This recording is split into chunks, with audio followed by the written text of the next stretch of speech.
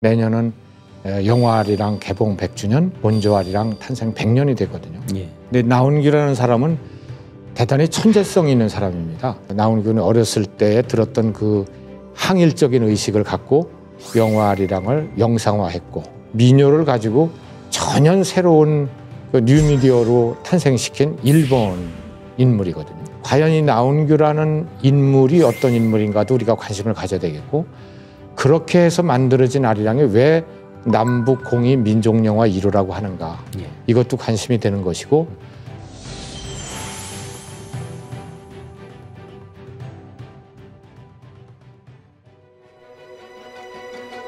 안녕하세요. 대한사랑 초대석 시간입니다. 오늘은 아리랑의 길을 40년 넘게 걸어오신 분을 모셨는데요. 아리랑을 민족정신의 상징으로 되살리시고 세계에 알리는 데 앞장서 오신 분입니다. 아리랑연합회 김연갑 이사장님을 모셨습니다. 반갑습니다. 예, 초대해 주셔서 고맙습니다. 예.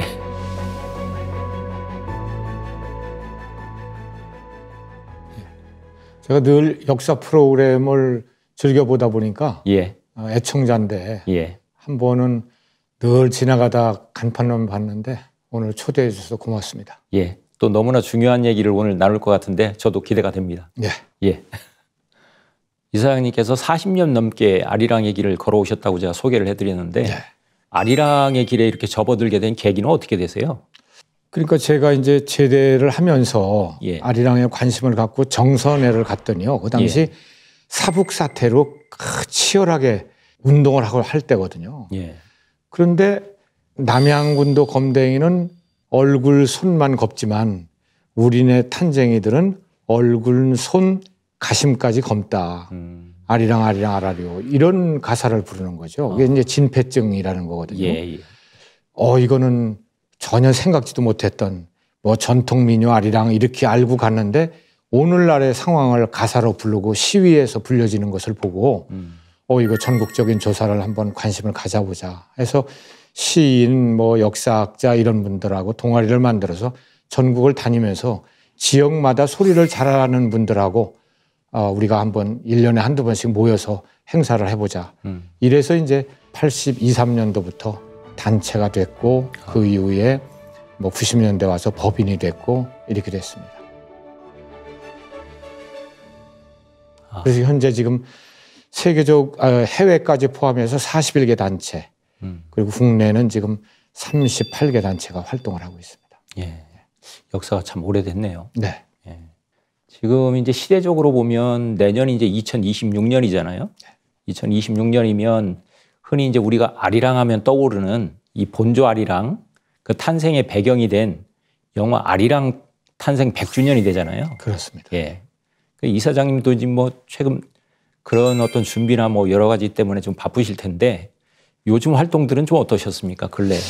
금년은 이제 한일회담 60주년이거든요. 예. 일본과의 우리의 관계에서도 아리랑이 맺힌 게 많습니다. 예. 우리가 풀어야 할 게 있고 일본이 아리랑에 대해서 왜곡한 거를 일본 학자들이 풀어야 할 게 있고 예. 이거를 어떻게 한일 간에 한번 세미나라든가 이런 걸 가져야 되지 않겠는가 해서 일본의 학자들과 교류를 하고 있고요.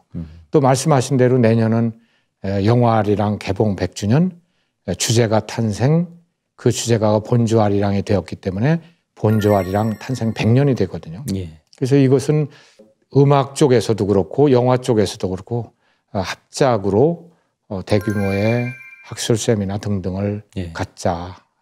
그래서 이제 그 사업 준비를 예. 2차 했고 6월 달에 본격적으로 준비 사업팀이 만들어질 것 같습니다. 오늘 이야기에서 앞부분에서는 이제 그 영화 아리랑에 대해서 좀 얘기를 나눠봐야 될 것 같은데 네. 그 우리가 이제 일반적으로 그냥 상식적으로는 나훈규라는 감독이 직접 주연까지 맡아가지고 그 제작한 영화 아리랑, 네. 뭐 일제강점기의 암울한 시대적 상황 속에서 나온 거다 뭐 이렇게 알고 있는데 그 영화 아리랑이 어떤 배경 속에서 나왔는지 또 어떤 작품적인 의미가 있는지 뭐 그런 얘기를 좀 먼저 앞에서 풀어갔으면 좋겠습니다. 말씀하신 대로 그걸 이제 교과서에 나오는 얘기거든요. 예. 근데 나훈규라는 사람은 대단히 천재성이 있는 사람입니다. 예. 뭐 김소월에서부터 윤동주에서부터 일제시대 때 천재들은 예. 자기 거를 다 발산하지 못해서 그 화병으로 그 일찍 죽은 분들이거든요. 예. 나훈기도 똑같았었죠. 예. 그만큼 이 예술에 열정적인 사람이었거든요. 30세 중반에 돌아가셨으니까. 예. 이분이 해령 출신이에요. 이 해령이라고 하는 것은 함경북도 이 중국하고 두만강만 건너면 연결되고 그렇죠. 그것이 또 러시아 브라디보스톡하고 연결되는 곳이잖아요. 그래서 국제성이 있다 보니까 어려서부터 영화, 연극 여기에 관심을 가졌던 것이죠. 소학교 때 이미 연극을 했던 분이니까. 그분이 이제 3.1운동을 거쳐서 도피하다가 러시아에 가서 숨어 있다가 돌아와서 중동학교 연세대를 다니다가 감옥에 갔고 그 후에 나와서 연극과 영화를 하다 보니까 부산에 와서 이제 영화를 시작한 거거든요. 그러니까 이 나훈규라는 사람은 영화도 그렇고 연극도 그렇고 특별한 경험은 없었습니다. 예. 그 당시 시대가 해룡이라고 하는 곳이 뭐 교육이 충분한 곳이 아니고 전부 다 어깨너머로 자기 관심으로 배웠던 사람입니다. 그럼에도 불구하고 부산과 서울에서 활동했던 유명한 사람들 못지않는 그런 예술성과 그 끼를 갖고 있었기 때문에 세 번째 출연한 작품, 예. 아주 뭐 가마꾼 같은 데로 출연했는데 인정을 받아서 당신 영화 한번 해보겠소? 하겠습니다. 그럼 뭘로 하겠소? 아리랑으로 하겠습니다. 그거 될까? 해보겠습니다. 예. 했는데 그것이 그렇게 히트를 친 것이죠. 어. 그 후에 이제 이 증언을 들어보면은 내가 소학교 졸업반 때 해령 철도를 건너 다닐 때 예. 일본인 간수 앞에서 조선인 노동자들이 떼볕에 철도 노동을 하는데 이분들이 실참이면은 아리랑을 부르더라. 예. 그 노래를 내가 가슴에 담아서 언젠가는 내가 이걸 뭘 해보겠다고 했는데 그래서 털컹 영화 아리랑을 만들겠다고 했다. 그래서 6개월 만에 동분서주 뛰어다니면서 만들었다. 이렇게 얘기를 하거든요. 그러니까 이분이 1902년생이니까 예. 아마도 1911년, 12년에 아리랑을 들었던 것이고 예. 이 나훈규가 들었던 아리랑은 대장 김창수인가요? 예. 김구를 주제로 한 몇 년 전에 영화가 있었죠. 예. 그때 철도 노동자들이 아리랑을 부르거든요. 이게 같은 아리랑인 것이죠.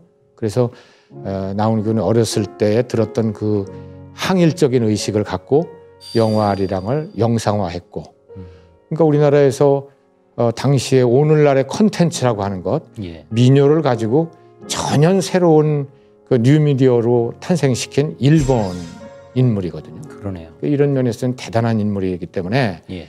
과연 이 나훈규라는 인물이 어떤 인물인가도 우리가 관심을 가져야 되겠고 그렇게 해서 만들어진 아리랑이 왜 남북 공이 민족영화 1호라고 하는가 예. 이것도 관심이 되는 것이고 그리고 또 증언을 들어보면 기자가 물어요. 예. 이 요즘에 아리랑 아라리오 이 노래가 유행을 하는데 이 노래는 어떻게 만들었습니까? 그러니까 내가 지었소이다 이렇게 얘기를 하거든요. 그러면 직접 시나리오를 쓰고 작사까지 한 거네요. 그렇죠. 예. 작사를 했고 작곡에 대해서는 단성다 악대에게 예. 내가 어렸을 때 아리랑을 들려줬더니 그렇게 만들었다 이렇게 된 거거든요. 그러면 작곡까지 이제 그러니까 이제 그 당시에 김영환이라고 하는 유명한 또 감독 변사 또 제작군이 있습니다. 예. 이분도 뭐 나훈규 못지않게 일찍 죽고 똑같이 영화도 했고 변사도 했고 감독도 했고 시나리오도 했고 작사 작곡까지 했던 그런 인물인데 이분이 이제 나훈규의 흥얼거리는 소리를 듣고 오늘날의 그 본조 아리랑은 주제가를 만드는 것이죠. 예. 이제 그렇게 해서 탄생했기 때문에 도대체 이 노래가 얼마만큼 좋길래 오늘날까지도 불려지고 세계화됐겠는가. 예. 이제 이런 것들을 이제 전문가들을 통해서 금년 내년 집중적으로 연구하고 새롭게 활용할 그런 계획을 갖고 있습니다. 예.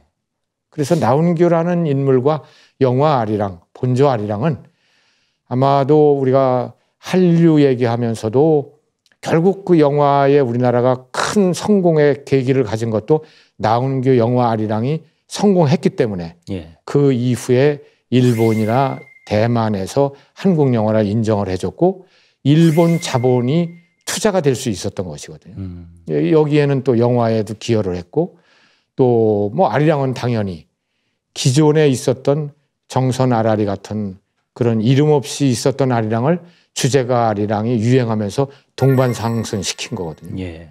그래서 나운규 영화 아리랑, 주제가 아리랑은 뭐 오늘날에 여러 차원에서 다시 되새겨 볼 그런 가치가 있다고 생각합니다. 예. 앞으로 이 아리랑에 대해서는 그 주제 하나만 가지고도 많은 이야기들이 좀 재생산되고 또 재조명돼야 될 것 같은 그런 생각이 좀 드는데. 그렇습니다.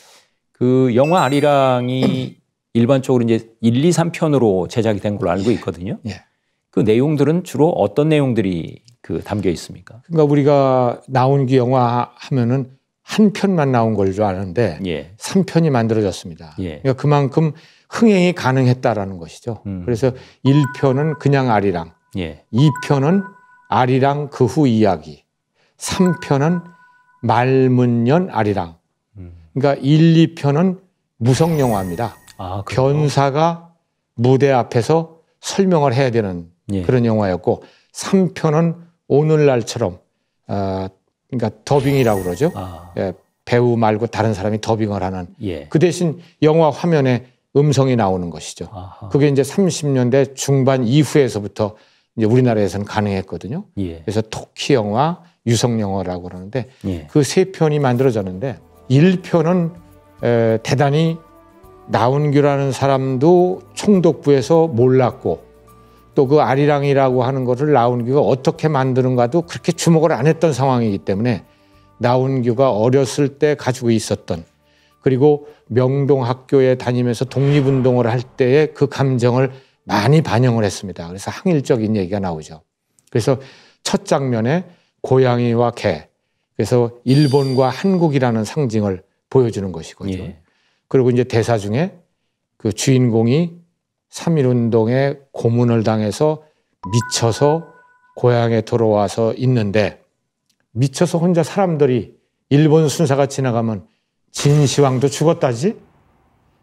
세상에 너희들이 아무리 총독부 일제가 강해도 언젠가는 끝날 거야 라는 그런 말을 하는데 일본이 칼을 빼면은 나운규가 미친 짓을 하니까 동네 사람들이 아니 미친 사람이 하는 얘기를 그걸 귀담아 듣고 왜 문제 삼느냐 이런 것이죠. 예. 그것은 대단한 그 영화적인 기법이었거든요. 나운규에. 예. 예. 이제 그렇게 했고 마지막에서 그 주제가가 오늘 4시에 단성사에서 상영을 하려고 그러는데 새벽에 전단지 노래 가사와 제목과 단성사에서 개봉을 한다는 전단지 1만 매를 하나 뿌리지도 못하고 압수를 당합니다. 아. 지금 한 장도 남아있지 않는데 예. 거기에는 이제 가사가 나오죠. 문전의 옥답은 다 어디 두고 쪽벽의 신세가 웬 말이냐. 이것은 26년이라는 상황에 총독부가 소작인들 그리고 동양척식 개사를 해서 좋은 땅을 다 국유화하고 예. 돈 많은 사람들한테 팔게 하니까 소작인들이 먹고 살 길이 없어서 남부여대에서 보따리를 싸가지고 빚진 사람들은 밤에 야간 도주로 만주로 가는 행렬이 시작이 된 거거든요. 예. 아, 이거는 그대로 두면은 민족 감정을 유발해서 바로 이러한 총독부의 잘못된 시책을 이 영화가 홍보하는구나. 그 가사가 3절에 있었거든요. 예. 그것 때문에 그 이튿날 신문에 불온한 가사 때문에 전단지 1만 매가 압수하였다더라 라고 기사가 나오는 거죠. 그래서 그런 것들은 개봉하는 날부터 그 가사는 못 부르게 예. 돼 있는 것이죠. 그래서 대사에서도 항일적인 얘기가 나오고 그 노래가 7번이나 등장을 해요. 예. 미친 영진이가 두르너가지고 혼자 부르는 거라든가 친구가 기타 반주를 하며 부르는 장면이라든가 영이라는 여동생이 그 오빠 친구와 사랑을 느끼면서 부르는 장면 그리고 마지막 장면인데 그 마지막 장면은 그 주인공 영진이가 그 영이라는 여동생을 겁탈하려고 하는 일본인 앞잡이를 낫으로 찔러 죽이거든요. 예. 그런데 그 빨간 피를 보고 그 미친 정진이가 깨어나죠. 정신을 차리죠. 그래서 이거 어떡하지? 이러는 과정에서 이제 오라에 묶여서 아리랑 고개를 넘어가면서 일본 순사로 끌려가는 장면인데 예. 거기서 그 고개에 올라서서 나온규가 뒤돌아서 그렇게 얘기합니다. 배웅을 온 동네 사람들에게 여러분 나를 위해 울지 말아 주십시오. 저는 반드시 돌아올 것입니다. 대신 여러분과 함께 불렀던 아리랑을 함께 불러주십시오.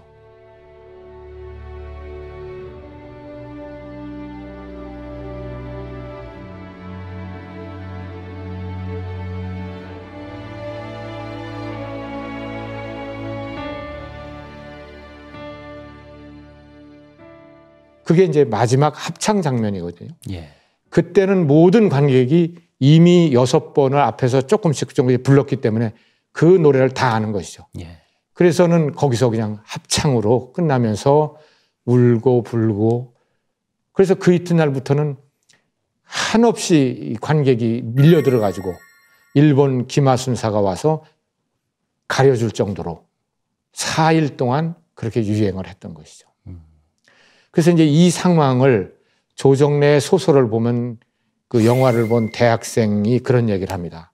나는 쫓겨다니다가 오늘 영화를 봤는데 모두가 민족 정신이 다 없어졌는 줄 알았는데 오늘 관객들이 울면서 아리랑을 부르는 걸 보고 아직도 우리는 민족 정신이 살아있고 항일 정신이 살아있다는 걸 알게 됐다. 부끄럽다. 예. 이런 소설의 대사가 나오거든요. 서울에 가서 유학을 하던 친구가 독립운동을 하다가 고문을 받아서 미쳐서 고향에 들어와서 고향의 앞잡이, 일제 앞잡이들에 의한 지주들과의 갈등, 그리고 거기서 만주로 밤에 도망을 가는 이야기, 예. 거기서 일제 앞잡이를 낫으로 처단하는 장면. 결국 이것이 영화 1편의 아리랑의 전체 줄거리가 되는 것이죠. 예. 그래서 그런지 이제 이사장님은 이 영화를 민족의 심장을 울린 첫 항일 영화다. 이렇게 그렇습니다. 이제 정의를 하셨는데 북한에서도 이런 의미를 다 같이 공감을 하는 것 같아요. 왜냐하면 북한은 해령이 나온 게 고향이지 않습니까? 예. 그리고 거기는 또 김정숙의 고향이기도 하거든요. 김일성의 첫 부인. 예. 그리고 영화가 개봉된 1926년이라는 게 타도 제국주의의 기점이 되는 인이기 때문에 현대사의 기점을 26년으로 보거든요. 예. 그런데 또 중요한 것은 나온규 선생이 37, 8년에 일찍 돌아가셨기 때문에 예. 다른 예술가들처럼 친일을 하지 않고 돌아가셨어요. 예. 그러다 보니까 북한에서는 마음껏 그분을 떠받칠 수 있는 여건이 되거든요. 그래서 우리는 60년대에 나온규나 영화 아리랑에 대한 관심이 없었습니다. 예. 근데 북한에서는 40주년 기념, 50주년 기념, 60주년 기념을 성대하게 했죠.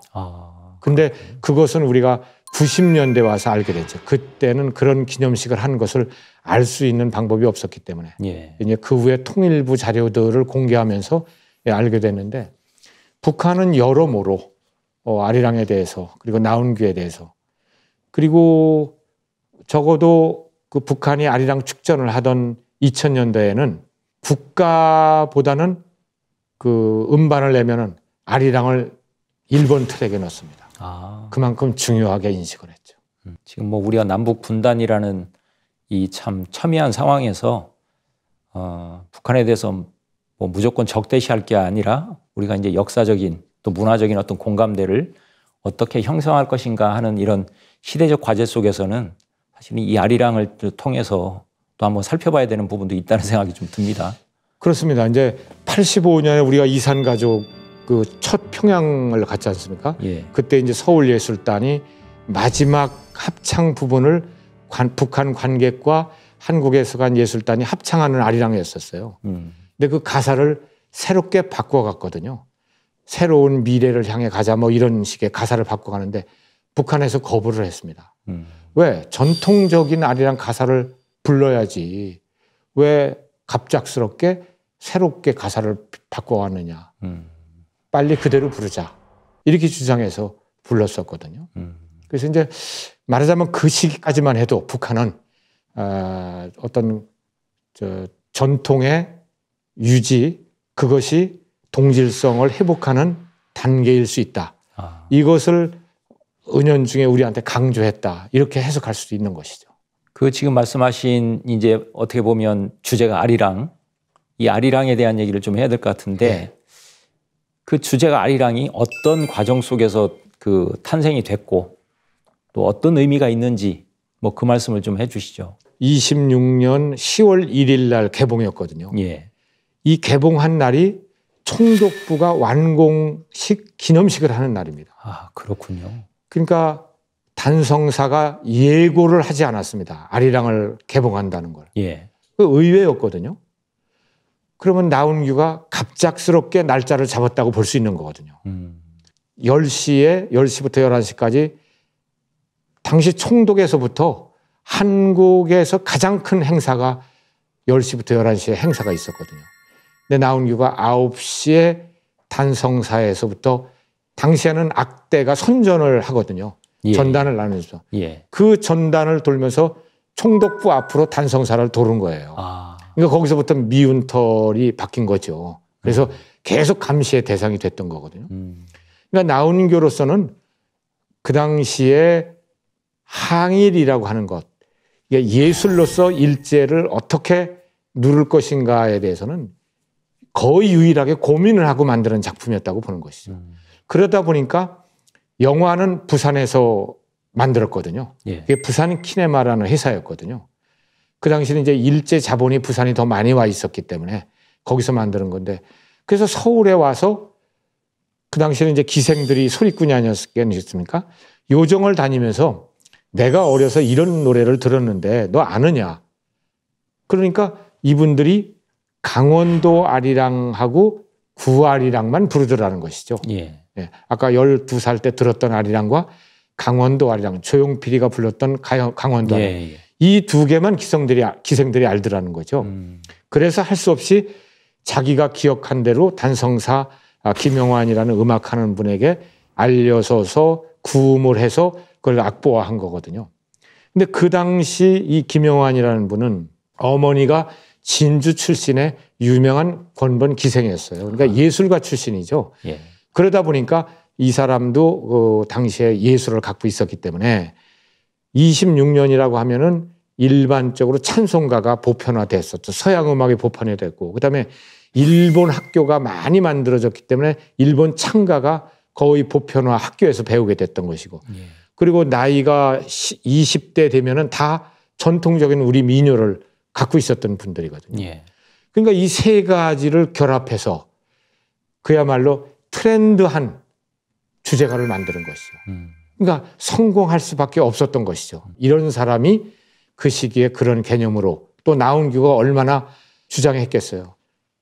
잘 이 시대에 맞게 누구나 다 쉽게 만들어 달라, 이렇게 했기 때문에, 거기다가 또 나를 버리고 가시는 님은 심히도 못 가서 발병이 난다. 이것은 오늘날이나 그 당시나 해석을 여러 개 할 수 있습니다. 예. 떠나가는 님이 사랑하는 님과 또는 우리가 북한도로 떠나가는 그런 마음이든 얼마든지 해석할 수 있는 가사를 넣기 때문에 예. 이 두 개가 결합해서 그냥 상영한 이튿날부터 아리랑이 전국으로 퍼졌는데, 그래서 이제 지방 행사가 영화를 하게 되지 않습니까? 예. 거기 기사가 그런 거 나와요. 주제가가 먼저 전국을 돌았다. 주제가가 부르면 영화가 따라갔다, 그런 뜻이거든요. 그래서 그 음악이 나오면서부터 이제 29년에 연극 박승희 연출의 아리랑 고개라는 연극이 또 항일적인 내용이 있는데, 그것도 주제가를 똑같이 이 주제가를 같이 썼죠. 그다음에 이제 최승희의 유명한 최승희의 예. 무용곡으로서 이런 아리랑을 썼고, 악극, 그다음에 뭐 체육 시간에도 무용 체조를 하는데도 이 곡을 썼고, 그때부터 30년대 들어서는 거의 아리랑이라는 이름으로, 그러니까 주제가 아리랑, 영화 소패 아리랑이 아니라 그냥 아리랑 하면은 다른 거 다 제쳐놓고 요 주제가 아리랑이 그냥 대표곡으로 쓰게 된 것이죠. 아. 이것이 이제 해방되고 나서 미군들이 들어오면서 미군들이 흘려듣고 예. 너무 좋다 해서 미국에 소개를 하게 되고, 그다음에 6.25 전쟁 중에는 오키나와에 이제 참전 군인들이 오게 되면은 아리랑을 꼭 반드시 가리켰답니다. 그러니까 북한군과 중국군을 포로로 잡았을 때 그 구별하는 방법. 그 중국어하고 한국어를 모르니까 예. 아리랑을 시켜봐라. 그래서 아리랑을 자연스럽게 부르면은 북한군이고 못 부르면은 중공군이다. 그다음에 흑인 같은 분들이 이 포로로 격리가 돼서 한국인을 만났을 때는 아리랑을 불러라. 그러면은 친근하게 다가올 것이다. 그래서 이제 오키나와에서 아리랑을 배우고 들어오는 것이죠. 그다음에 이제 인천 상륙 작전이 성공했다고 그래서 이승만 박사와 프란체스카가 선물을 줬는데 그 선물이 그 프란체스카가 자수를 했거든요. 예. 그래서 아리랑 악보를 자수를 한 거를 줬어요. 그랬더니 메가드 사령부에서 미 7사단 주력 부대인 미 7사단의 사단가로 아리랑을 바꾸게 되는 계기가 된 것이죠. 그렇군요.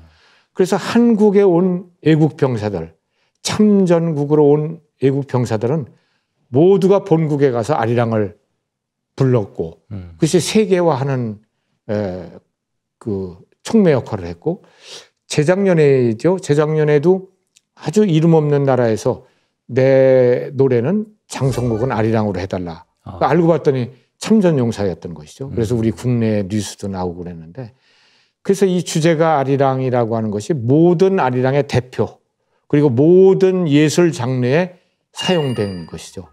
그래서 86 아시안 게임의 주제곡도 본조 아리랑, 88 올림픽에서도 그렇고, 뭐 월드컵에서는 또 광화문 광장에서 전 세계가 또 응원가로 부르는 것도 그렇고, 예. 김연아의 마지막 그 우승할 때 그 주제가도 아리랑이었고, 예. 이래서 뭐 온통 한국 역사에서 큰 행사에서는 그 주제가 아리랑이 활용이 된 것이죠. 우리나라 근현대사를 통해서 이 아리랑을 빼면은 문화사적으로 뭘 설명할 수가 없겠네요. 뭐 그뿐만 아닙니다. 의병들이 예. 일본군이 저쪽에 있고 몇 명 안 되는 의병들이 예. 이렇게 하고 있으면 두렵잖아요. 예. 그래서 이제 노래를 불러야 되는데 갑작스럽게 부를 게 없다 보니까 아리랑을 부르는 것이죠. 그러니까 의병들이 부르는 아리랑이 광복군 아리랑, 독립군 아리랑으로 중국에 가는 것이죠. 예. 뭐 그런 아리랑에서부터 야학에서 몰래 부르는 노래는 당연히 아리랑이었고, 당시에 이제 분화로드 운동이라고 해서 대학생들이 방학 때 고향에 들어가서 야학으로 한글을 가리키는 과정에 예. 문맹 퇴치가라고 해서 아리랑 곡조는 같은 겁니다. 우리가 글소경이 되면은 아무데도 못 간다. 우리는 가나다라를 배워야 된다라는 노래. 그다음에 이제 천연두, 예. 주사를 놓으면 무서워서 도망이 가잖아요. 예. 그래서 천연두를 그대로 두면은 우리는 어디에도 못 간다. 그래서 천연두를 맞아야 된다라는 노래 곡조도 이 곡조로. 어떻게 보면 질병 예방가 역할도 했네요. 그래서 당시로서는 뭐 참 아리랑은 안 쓰이는 곳이 없죠. 예. 예. 그럼 이 아리랑이 우리 역사 속에서 어떤 역할을 했던 겁니까, 대체? 글쎄 한 가지만 더 첨언을 하면은요. 예. 우리가 1953년 7월 27일이 휴전일이잖아요. 예. 그 판문점에서 휴전을 하는데 당시에는 우리 한국은 참 그 회담에 들어가지 않았지 않습니까? 예. 계속 북진해야 된다는 것 때문에 예. 미군과 중공군과 북한군이 협정 테이블에 앉았었죠. 그리고 이제 결국 그날 회담에 각각 사인을 하죠. 예. 국제회담에서 악수도 하지 않고 헤어지고, 예. 박수도 치지 않고 회담을 마치고, 웃지도 않고 마친 국제회담이 유일하답니다. 예. 근데 그 회담에 딱 조인을 하고 끝나서 남북문으로 양측 군인들이 나갔는데 밖에 있던 군악대가 동시에 연주한 게 아리랑이었습니다. 이것은 누구도 약속한 게 아니거든요. 뭐 웃지도 않는 상황에서 뭐 우리 서로 아리랑을 연주하자 이렇게 했겠습니까? 적대적인 관계에서 나왔는데도 아리랑인 것이죠. 그래서 중공군이나 북한군이나 미군이 이 전쟁은 결국 남북한이 해결할 것이고 이것은 민족이라고 하는 것이 중심이라는 것이구나. 이것을 당시에 깨우치게 한 것이 아닌가. 그래서 결국 우리는 이 남북한 관계에서는 아리랑을 빼놓을 수가 없는 것이죠. 예. 그래서 이제 62년도에 남북 학생 연석회의라는 게 있었는데 예. 북측은 판문점까지 학생들이 왔는데 우리 측에서는 그 당시에 거부를 했죠. 그래서 못 가니까 우리 남측에서 성명서에서 오늘 우리가 이 성명의 내용을 만나지는 못했지만 합의의 뜻으로 하늘을 향해서 아리랑을 부르는 것으로 합의하는 것을 하자. 이렇게 성명서를 냈거든요. 그래서 저는 이 아리랑의 가장 중요한 가치는 남북 문제의 동질성 회복에 예. 아리랑이 이러한 중요한 역할을 했기 때문에 이것이 앞으로의 아리랑의 가치이고 오늘날에도 아리랑의 가치는 여기에 둬야 된다. 이렇게 말씀드릴 수가 있을 것 같습니다. 어떻게 보면 그게 뭐 근현대사의 문제라기보다는 아리랑이라는 것이 우리의 유구한 역사의 문화 정신을 또 역사 정신을 그대로 오롯이 노래라는 형태로 담고 있기 때문에 그런 것이 아닌가. 그렇습니다. 그렇지 않고서는 어느 날 1926년에 우리가 아리랑으로 감화할 수는 없었거든요. 예. 그 이전 오랜 역사에서부터 아리랑이라는 것이 물론 명칭은 아리랑이 아니었겠지만 그 형식 예. 두 줄시에 아리랑 아라리가 났네. 예. 그러니까 아리랑 쓰리랑 아라리가 났네. 이 후렴에는 아리라는 말이 공통이고 아라리가 공통이고 아리랑이라고 하는 요 삼음이 공통이거든요. 예. 이음, 삼음.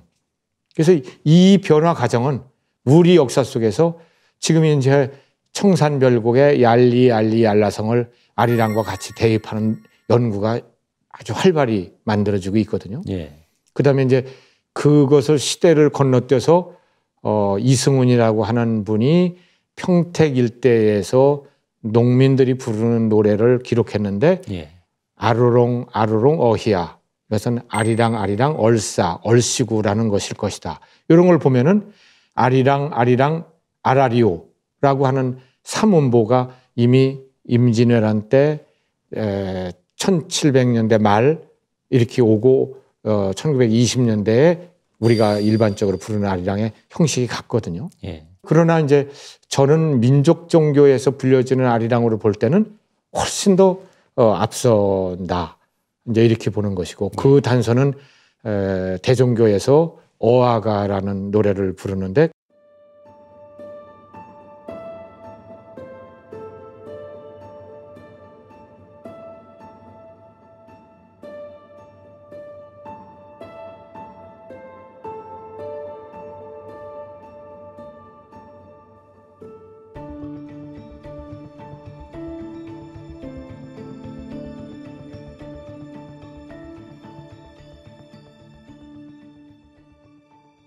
그 어아가는 아라리, 어러리, 우러리라고 하는 것의 변음이거나 예. 또는 거기에서 변화됐을 것이다. 이렇게 주장하는 학자들이 있거든요. 예. 그래서 오랜 역사 속에서 불려졌을 것이다. 이렇게 생각하고 있습니다. 지금 말씀하신 그 역사적 연원을 더 따져보면 사실 이제 대종교에서 어아가를 지금 말씀하셨지만 환단고기 속에서는 이제 그 단군 왕검의 장남이시죠. 2대 단군이신 부르테자께서 예. 그 어아가를 지으셨다는 그런 기록이 있거든요. 예.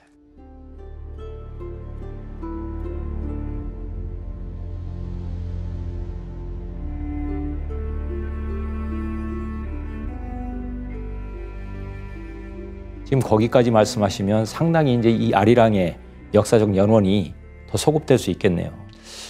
저는 학설로 정착된 건 아니지만 우리 그 민족의 그 형성 단계로 볼 때는 적어도 청동기 말에 한 예맥 예. 공동체 그것이 이제 결국 한강 문화의 형성기라고 본다면은 지금 그 노래가 가장 집중적으로 1910년 일제가 조사한 아리랑 조사에서 밀집도가 높은 곳이 한강 일대에서부터 정선 일대거든요. 예. 그러면 한반도의 한강을 중심으로 한 중심부거든요. 적어도 그 시기에는 우리의 원류는 형성이 됐을 것이다. 그래서 이제 제가 생각할 때 그 동굴에서 신석기 때 동굴에서 나와서 한강변 개천에서 살 때에 그 동굴에서는 가장 단순한 말이 쓰이거든요. 예. 그것이 아라는 말 아니겠습니까? 아, 어, 우 뭐 이런 건데 이것이 이제 이음화되는 과정인데 그렇게 얘기를 하고 있습니다. 우리 말에서 가장 원초적인 말은 단음이라고 얘기를 하거든요. 예. 그래서 뭐 코, 눈, 입, 귀, 뭐 손, 피 이런 건 다 단음이다. 그렇죠. 그리고 가족어라는 것도 만들어지면서 이제 경어가 생기면서 이음 삼음화됐다. 그러면 아에서 아리, 어리 우리가 생기고 그다음에 아랄이라는 말이 생기고 아리랑이라는 말로 분화해 왔을 것이다. 그 과정을 저는 이제 청동기 말서부터 오늘날까지 보는 것이거든요. 예. 그렇다면 결국 우리 민족 종교에서 부르는 또는 어떤 노래도 오늘날의 그 제목은 아니어도 그러한 유사한 요소가 있다면은 예. 아리랑으로 대입해서 연결고리를 화할 수 있지 않겠냐. 이런 면에서는 제가 적극적으로 민족 종교나 민속학이나 이런 분들에게 연구를 예. 독려하고 있습니다. 앞으로 연구가 좀 필요할 것 같고 네. 지금 이 시점에서 지금 본조 아리랑 이 표준 아리랑이 됐다고 볼 수 있는 이 본조 아리랑 노래를 한번 들어보고 가야 될 것 같습니다. 예. 예, 그래서 지금 오늘 사실은 이 해솔 명창께서 이 본조 아리랑을 불러주시기로 했는데 네. 한번 들어보고 이야기를 계속 나눠볼까 합니다. 예. 예.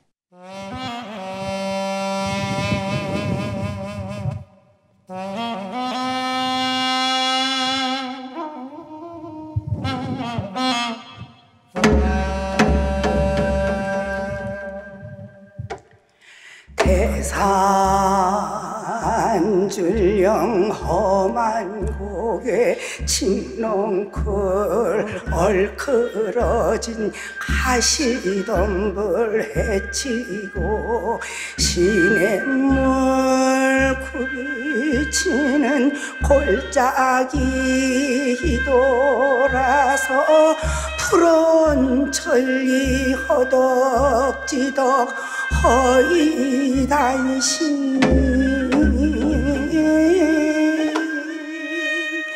그대 찾아왔건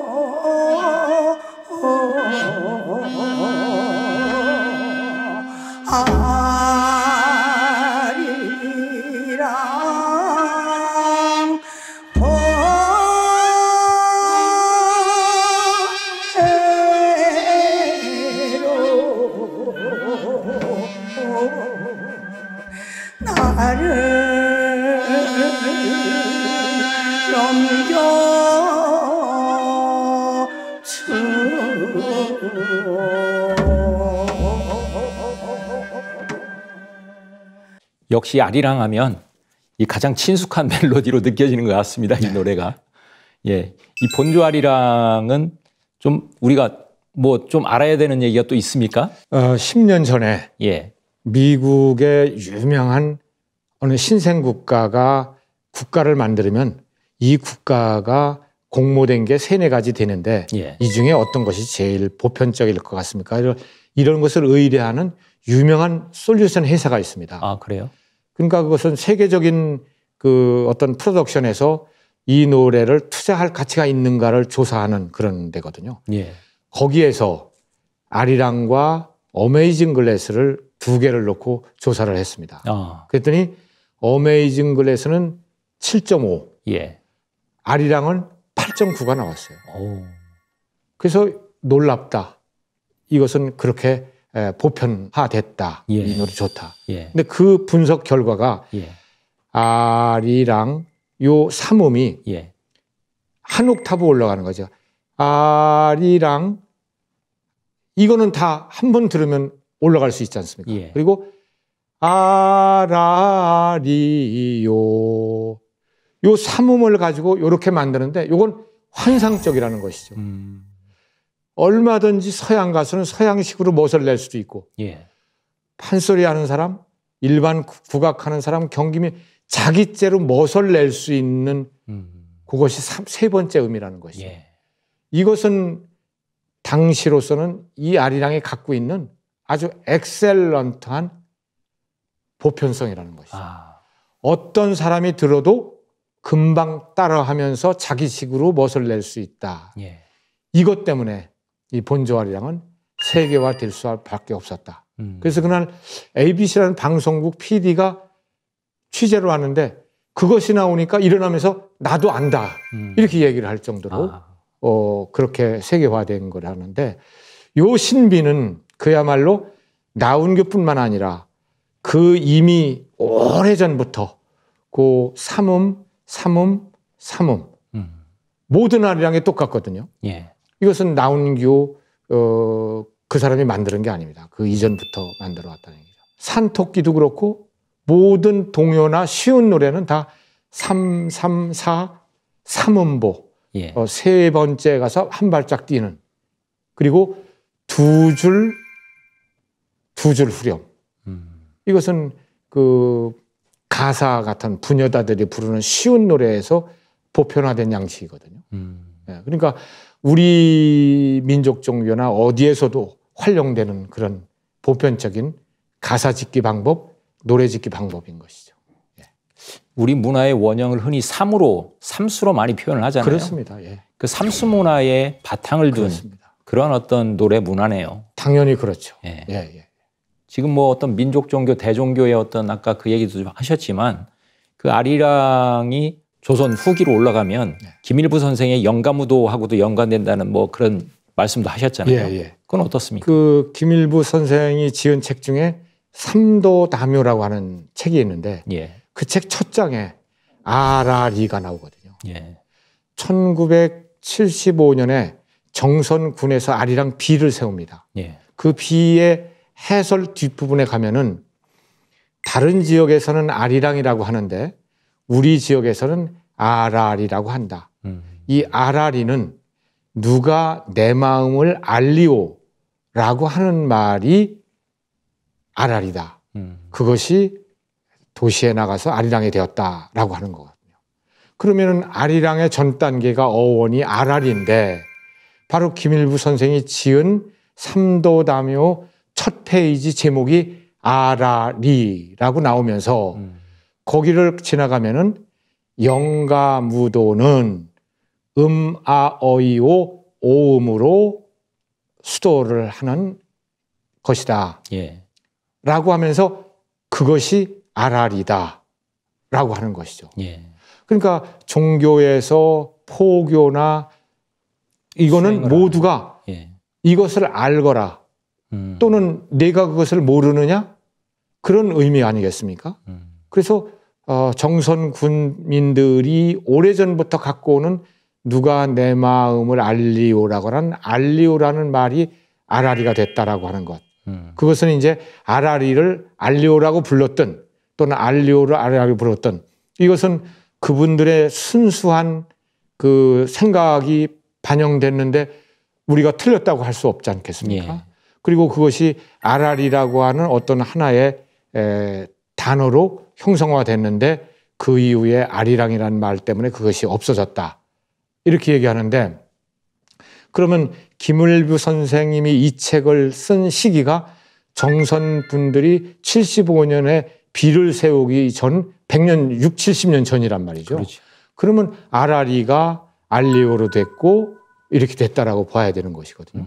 그러면 정확하게 민족종교에서는 아라리라는 말을 노래 제목이 되며 수련 방식의 말이 됐는데 그것은 민족종교가 민간에서 불려지는 것을 차용했던 또는 민족종교가 하는 것을 민간인들이 차용했던 이미 그 시기에는 그렇게 활용이 됐다라고 하는 것이거든요. 예. 그래서 저는 이해주 선생도 오래전부터 삼도담요라고 하는 책은 그분은 모르셨지만 영가무도와 음아어요의 음이 심신수련의 기본법이다라고 하는 것은 이 시기를 훨씬 앞서서 예. 있었다 이렇게 보는 것이죠. 예.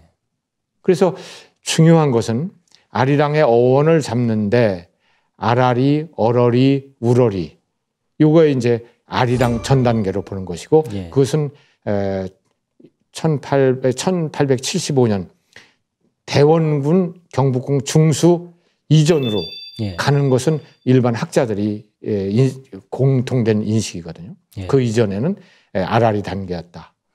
근데 그것이 문헌으로 기록된 것은 이 김일물 선생의 책이 처음입니다. 예. 네. 그런 면에서는 아주 민족종교에서 우리가 아리랑에서 얻은 바가 있는 것이 아니라 민족종교가 아리랑을 전해준 것이라고 봐야 되겠죠. 예. 네. 지금 이제 뭐 초반에 말씀 나눈 대로 이제 내년이 이제 그 100주년인데 영화 아리랑 개봉. 네. 그 100주년을 맞아서 여러 가지들을 좀 계획을 하고 계시죠? 그렇습니다. 이게 이제 나운규를 추모하는 분들은 춘사 나운규 국제영화제라는 게 있습니다. 예. 이게 춘사 기념사표가 있고 거기서는 이제 인물을 조명하는 것이고 국악 쪽에서 주제가 아리랑과 관련한 아리랑을 중심으로 하는 것이고 영화 쪽에서는 영화 아리랑 100년이라고 하는 것을 기념하는 것이고 그래서 거기서는 이제 나운규 선생의 어록비 이게 나운규 선생이 3.1운동을 했기 때문에 독립유공자로 지정을 받으셨어요. 예. 대전 현충원에 계시거든요.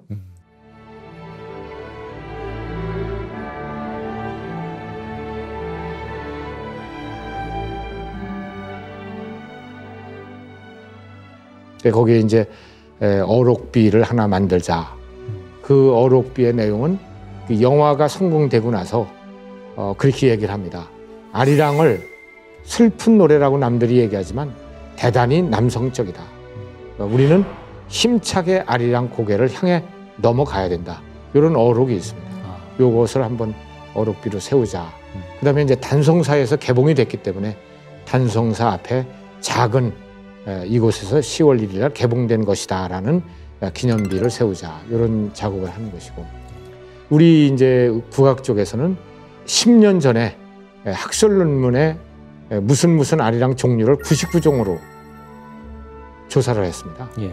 그리고 그 1절, 2절 하는 그 절수가 문경시에서 조사한 게 7년 전에 1만 수로 확정을 해서 책을 냈습니다. 이것은 세계에 하나의 노래가 단일한 노래가 이렇게 종류와 사설을 갖고 있는 것은 없는 거거든요. 그러면 이것을 어떻게 세계화할 것인가. 그래서 유네스코의 아리랑 기록유산으로 앞으로 추진하자. 예. 이런 작업들을 내년에 기념사업회가 결성이 돼서 하려고 생각을 하고 있습니다. 현재 문헌상으로 우리 아리랑의 역사는 언제다 예. 라고 하는 곳이 정선입니다. 아리랑이 어디서부터 연원돼서 지금까지 쭉 이어져 내려왔을까요? 저 개인적으로는 적어도 청동기 말기쯤에는 하나의 노래로 우리 한반도 중부 예. 한강 금강 유역에서 불려졌을 것이다. 그러니까 1911년 12년 총독부가 조사한 전국 분포로 아리랑이 나타나고 있거든요. 예. 일제시대 때 약 25년에서 30년 동안 우리 전통을 억누르는 기간 동안에는 그런 것들이 없어졌다. 해방이 되면서부터 그것이 우리 지역의 아리랑이다. 가장 대표적인 곳이 정선, 밀양, 진도, 공주, 이런 것들이죠. 일본이 일본 시장에서 80년대까지 예. 60여 종이나 되는 아리랑을 만드는 것이죠.